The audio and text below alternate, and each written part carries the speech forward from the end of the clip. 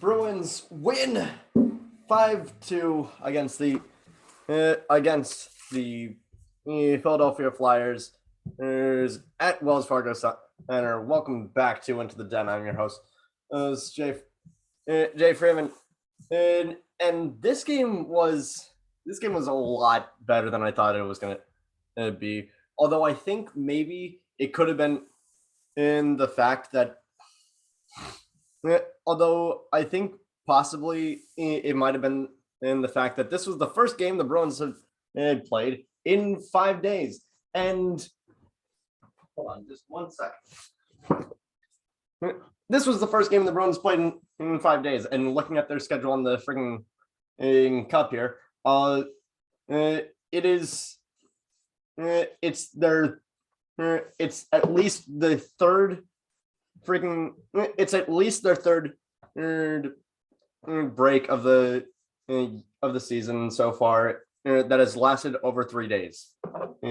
And unfortunately for us, we got a few more of those. The next one being a hiatus from December 4th to the 8th. And from the 11th to the 14th. And then we also have January 15th to the 18th. And then we have the entirety of and then we have the stretch from the 1st of February to the 24th of February for the Winter Olympics. But after that break, after that Olympic break, it's just the Bruins are firing on pretty much all cylinders. The Bruins get at most 2 days rest in between games after that. But this was the first time the Bruins played in 5 days, and honestly, coming back, I was just a little bit worried. One, because we lost to these guys 6-3 in the second game of the season, and two, because part of me always gets this feeling that if they come out even the slightest bit flat-footed, it means that they didn't have any time. They didn't do a damn thing to prepare themselves for this game. And it definitely looked like it. First off, the thing that was making me question it all the way at the start was Foligno is now on the second line. And that second line is now Hall and Foligno on their wings with Coyle on the center. But what is it? It's Cassidy. Cassidy likes to do the Cassidy likes to put names in a random order generator and just hit run every single shift to see who's gonna play who's gonna play that. But Flyers, this was also a little bit interesting because it was the last game the Flyers played. They lost, and and before this game they were 6-0-0 in games after the loss. They were undefeated in losses. They had yet to lose consecutive games, and the Bruins they'd won two in a row, but they had yet to win 3 in a row all season. And we had Linus Ullmark in against Martin Jones, and Martin Jones, I don't know. The first game, the second game of the season still kept me, it still gave me a little bit of a, Anyway, start of the game. Start of the game. I thought that my suspicions were sadly going to be realized, because the Bruins looked so sloppy in the first 10 minutes. It involved Hall getting a involved Hall getting a tripping call on and Claude Giroux. Thankfully, it extended Philly's stretch. Thankfully, it did. Sorry. Thankfully, it extended Philly's power play and aptitude stretch to 1 for their last 21, and at that point, and then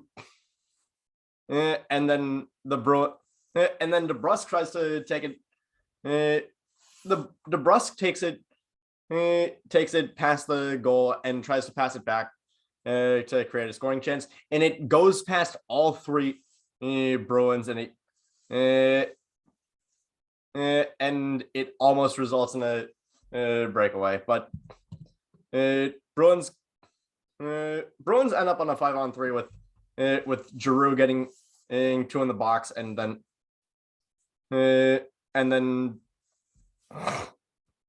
sorry, and then Braun also getting 2 in the box, both for tripping. There was a lot of tripping in this game, and while the Bruins were able to kill both penalties, it almost resulted in almost immediately after Giroux got out of the box. He takes it and almost scores, and almost immediately scores. And it was just like, how did we screw? How did we almost screw that up? But nearing the end of the first period, Curtis Lazar boards against the boards the defense and are illegally. Anton Bleed ends up clearing it out front, and Nosek is right there to chip it up in, and Bruins score 1-0. And I didn't even realize, I had felt that the Bruins were just outplaying them a little bit. I didn't expect it to be 21 shots to 8 outscoring. Literally more than a shot per a minute for the Bruins in this game, up to that point. And to start out second period, I was saying like, we need to continue momentum. And literally 30 seconds into the game, 30 seconds into the second period, Derek Forbort takes it from the playoff circles to and it ricochets off Justin Brun's skate just up into the net to make it 2-0. And then almost immediately, and then literally 1 minute later, Derek Brassard ends up taking a Cam Atkinson and set up right into the net to make it a 2-1 game. And I'm just sitting there like, oh my God, how have we not learned since the Edmonton game? How the Bruins, how does this keep happening? How does this keep freaking happening? But a little bit after that, there was a poke check from Forbort against Farabee that resulted in a tripping call. And even though it was just a little bit questionable because there was absolutely no intent on it, it did end up tripping him, and it was like, fine, fuck. And Riley almost gets a really nice shorthanded opportunity, and they kill the penalty, and a scrum ends up, and a pretty big scrum ends up outside of the right outside the Flyers' goal. That results in Brad Marchand getting 2 in the box for unsportsmanlike conduct. I think that's his first. I think that's his first game of the. I think this is the first time he's taken that penalty in the season, and then almost instantaneously, Brassard scores off a pretty damn good seam pass from, I think it was Giroux on the wing there, and yeah, it's a 2-2 game. At least we weren't on penalty kill anymore. And then and then I didn't expect to see this, but Joel Farabee and Charlie McAvoy get into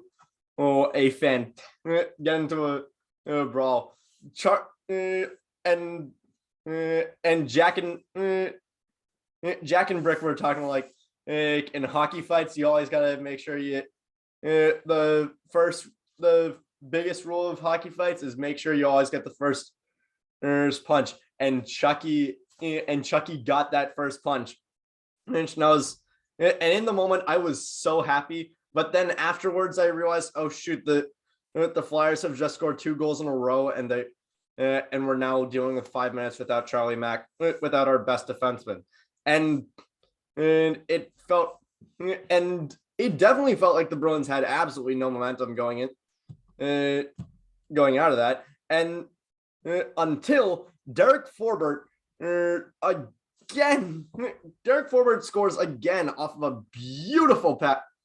beautiful dump off from Craig Smith, and snipes it in from the face-off circles, resulting in not only his first career 2-goal game, but it also ends up setting his career single season record at 3 goals. We are 14 games into the season, and he has managed this. And almost and with just a little bit left in the second period, Blade and Samheim also end up exchanging words. This was the first game I'm having to record after selecting my classes, and I don't remember seeing CHRP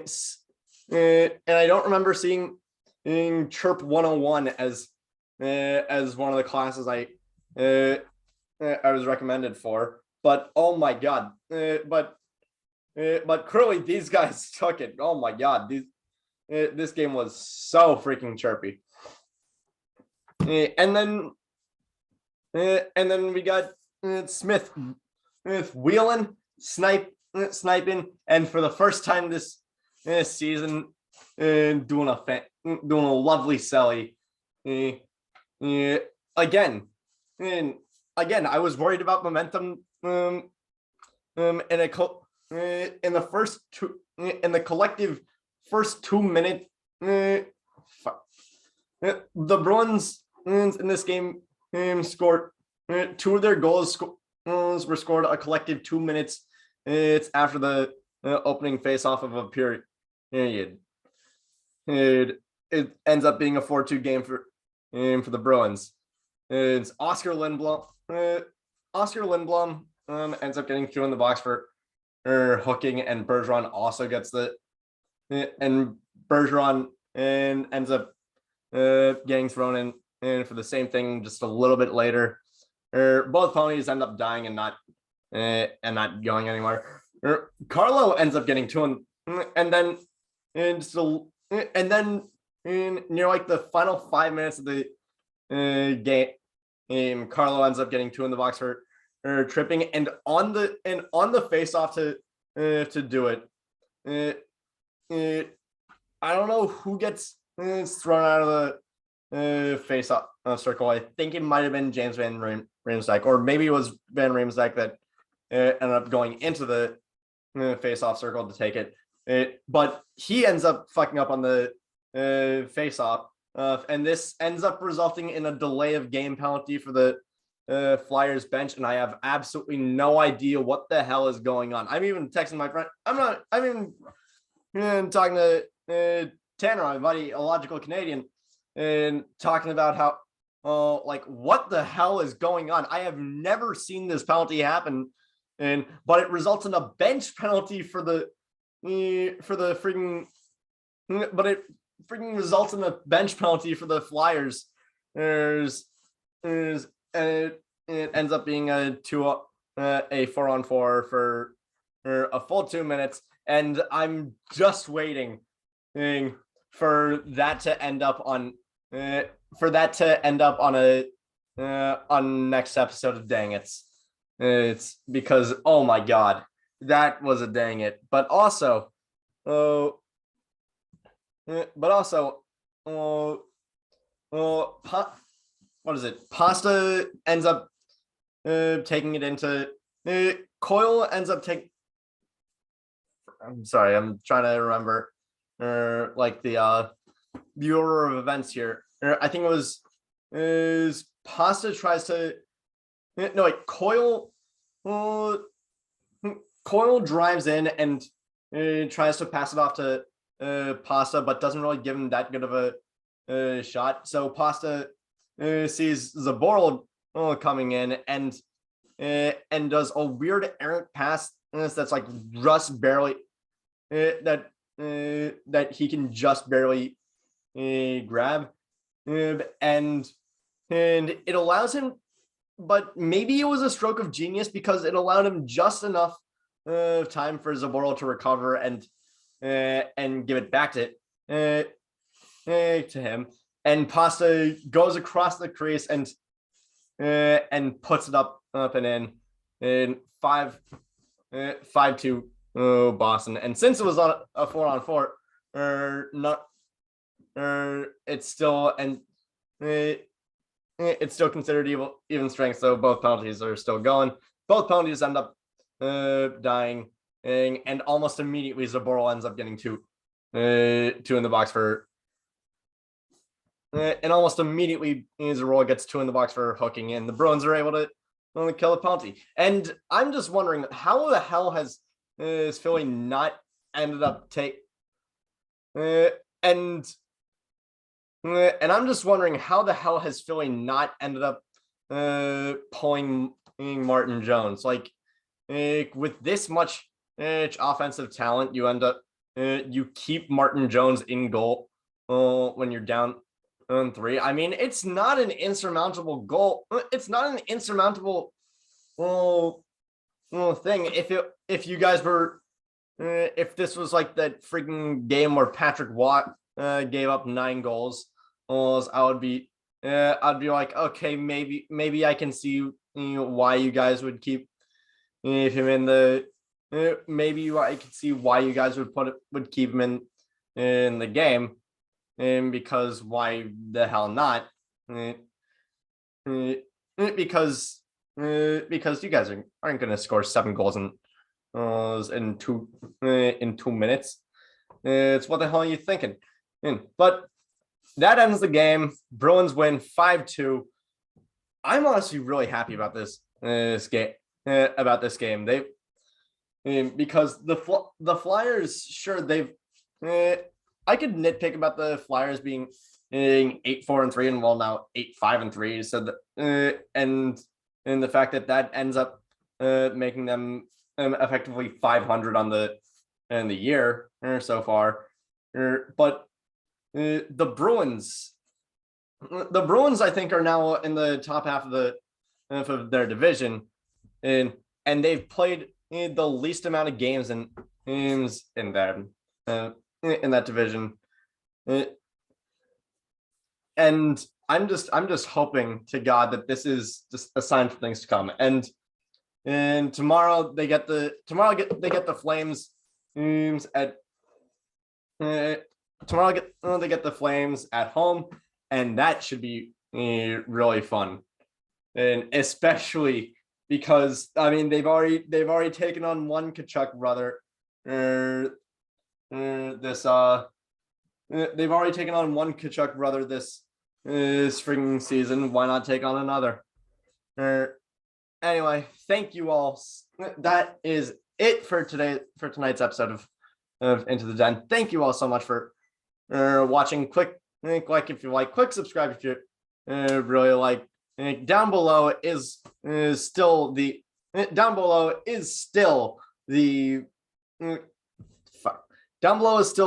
link to the Jake Tivo GoFundMe. I will be doing this for the entirety of the season. And hey, at least if we were falling today, I'd say we would have fallen with style, because that was the best hockey the Bruins have played since the home game against since the home game against Florida. There is no doubt in my mind that was fantastic playing by the Bruins. Thank you all for watching.